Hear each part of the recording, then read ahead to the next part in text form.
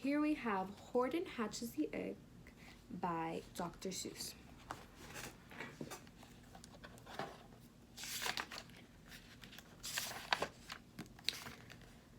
Sighed Maisie, a lazy bird hatching an egg.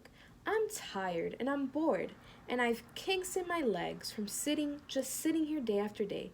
It's work. How I hate it. I'd much rather play. I'd take a vacation, fly off for a rest. If I could find someone to stay on my nest, if I could find someone, I'd fly away free.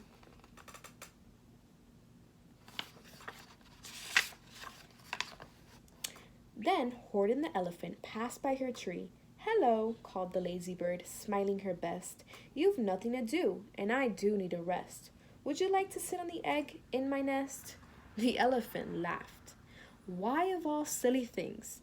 I haven't feathers and I haven't wings. Me on your egg?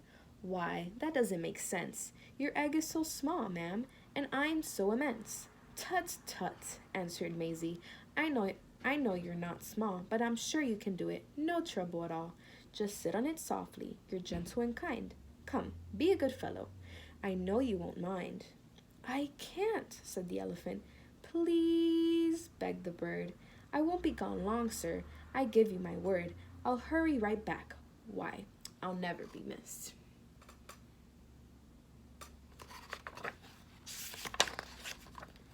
Very well, said the elephant, since you insist. You want a vacation? Go fly off and take it.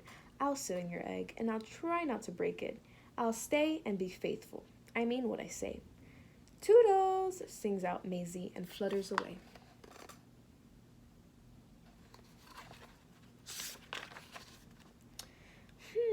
The first thing to do, murmured Horton. Let's see.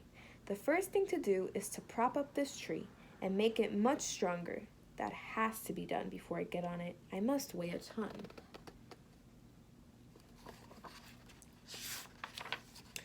Then, carefully, tenderly, gently, he crept up the trunk to the nest where the little egg slept.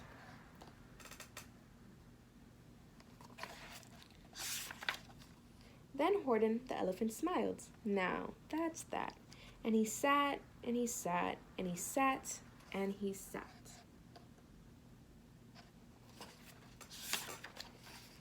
And he sat all that day, and he kept the egg warm, and he sat all that night through a terrible storm. It poured and it lightning. It thundered, it rumbled. This isn't much fun, the poor elephant grumbled. I wish he'd come back, 'cause I'm cold and I'm wet. I hope that Maisie bird doesn't forget.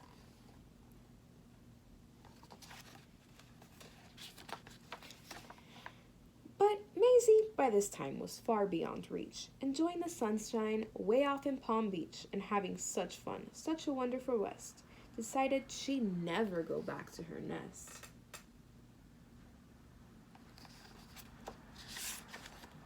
So Horton kept sitting there day after day, and soon it was autumn. The leaves blew away, and then came the winter, the snow and the sleet, and icicles hung from his trunk and his feet.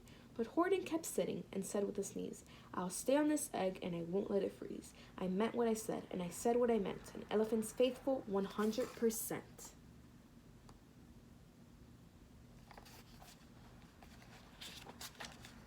So poor Horton sat there the whole winter through, and then came the springtime with troubles anew. His friends gathered around, and they shouted with glee, Look, Horton the elephant's up in a tree. They taunted, they teased him, they yelled, How absurd! Old Horton the elephant thinks he's a bird.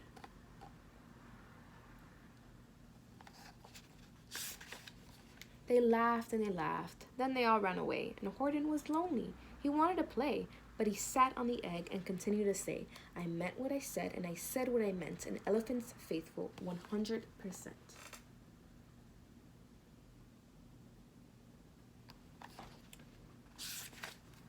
No matter what happens, this egg must be tended. But poor Horton's troubles went far from ended. For a while, Horton sat there, so faithful, so kind.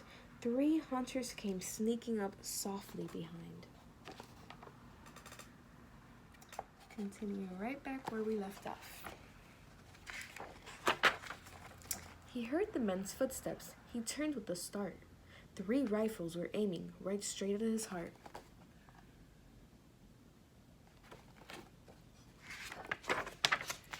Did he run? He did not. Horton stayed on that nest. He held his head high, and he threw out his chest, and he looked at the hunters as much as to say, "Shoot if you must, but I won't run away. I meant what I said, and I said what I meant. An elephant's faithful 100%.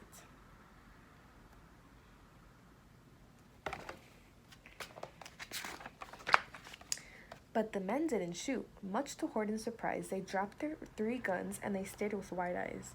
"Look," they all shouted. "Can such a thing be? An elephant sitting on top of a tree. It's strange, it's amazing, it's wonderful, new. Don't shoot him, we'll catch him. That's just what we'll do. Let's take him alive while he's terribly funny. We'll send him back home to a circus for money."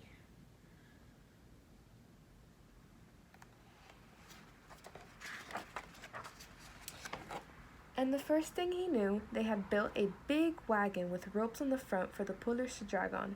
They dug up his tree and they put it inside, with Horton, so sad that he practically cried. "We're off," the men shouted, and off they all went, with Horton unhappy 100%.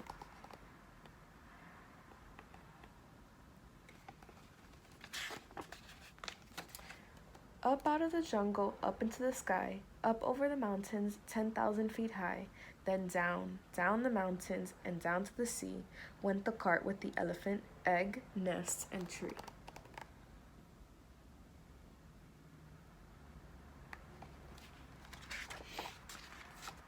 Then out of the wagon and onto a ship, out over the sea, and oh, what a trip! Rolling and tossing and splashed with the spray. And Horton said, day after day, day after day, "I meant what I said, and I said what I meant, but oh, am I seasick 100%.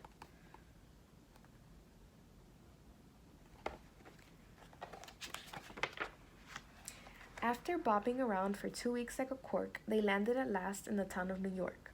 "All ashore," the men shouted, and down with a lurch went Horton the elephant, still on his perch, tied onto a board that could just scarcely hold him. Bump!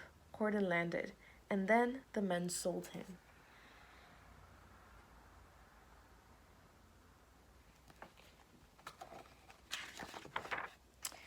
Sold to a circus. Then week after week, they showed him to people at 10 cents a peek. They took him to Boston, to Kalamazoo, Chicago, Weehawken, and Washington too, to Dayton, Ohio, St. Paul, Minnesota, to Wichita, Kansas, to Drake, North Dakota, and everywhere thousands of folks flocked to see and laugh at the elephant up in a tree. Poor Horton grew sadder the farther he went, but he said, as he sat in the hot, noisy tent, "I meant what I said, and I said what I meant, an elephant's faithful 100%.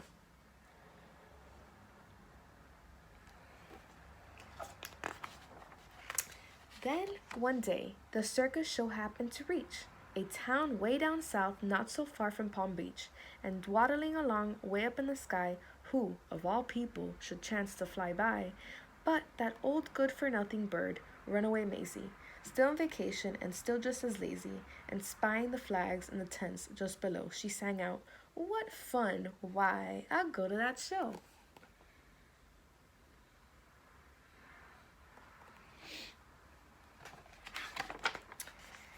And she swooped from the clouds through an open tent door. "Good gracious," gasped Maisie, "I've seen you before." Poor Horton looked up with his face white as chalk. He started to speak, but before he could talk,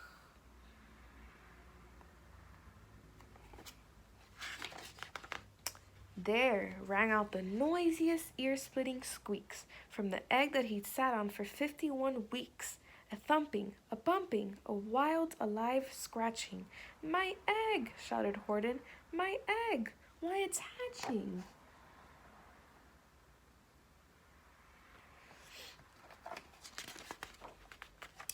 "But it's mine!" screamed the bird when she heard the egg crack. The work was all done. Now she wanted it back. "It's my egg," she spluttered. "You stole it from me. Get off of my nest and get out of my tree." Poor Horton backed down with a sad, heavy heart.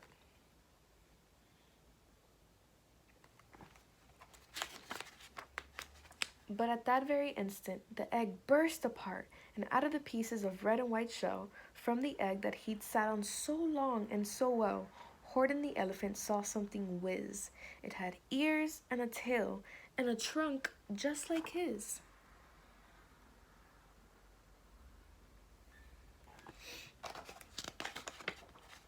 And the people came shouting, "What's all this about?" They looked, and they stared with their eyes popping out. Then they cheered, and they cheered, and they cheered more and more. They'd never seen anything like it before. "My goodness, my gracious," they shouted. "My word, it's something brand new. It's an elephant bird." And it should be. It should be. It should be like that because Horton was faithful. He sat and he sat. He meant what he said, and he said what he meant.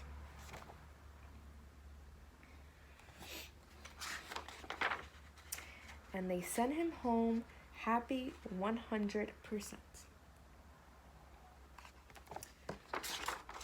And that is the end.